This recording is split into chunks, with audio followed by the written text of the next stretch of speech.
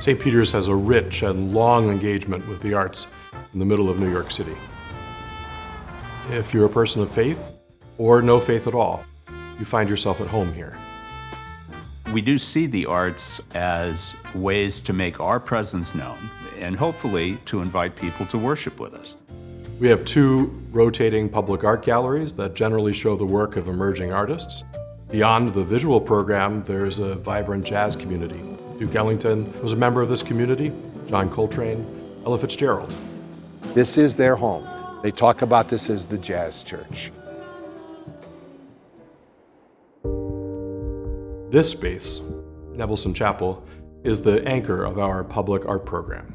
The sanctuary is the heart of St. Peter's, but this chapel is the soul. It opens us to everything that God created.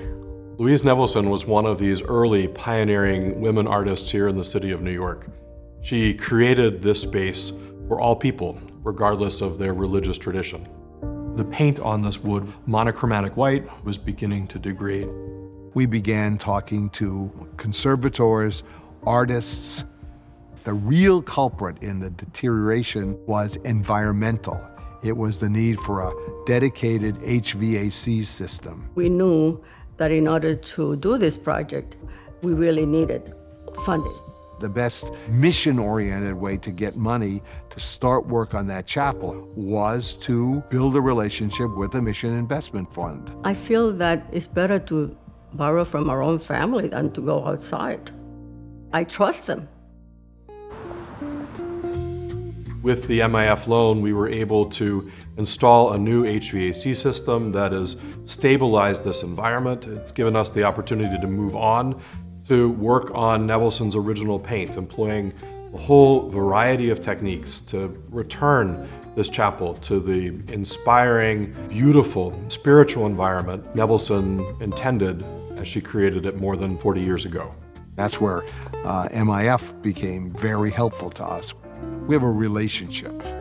There's conversation. They like to see what's going on. We like to tell them what's going on.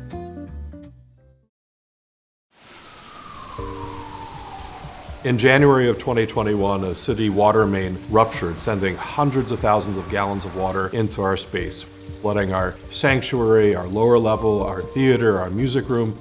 Nearly everything here at St. Peter's was destroyed. MIF worked as a true partner with us to adjust draw periods on the original loan and reallocate some of the approved expenditures for the loan.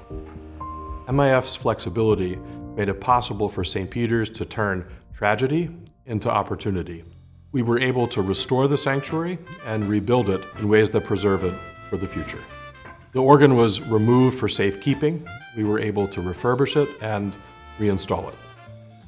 We're just beginning to envision a center for community, arts, and culture, rebuilding our entire lower level with rehearsal and performance spaces, spaces for an immigration clinic, English as second language classes, places for the public.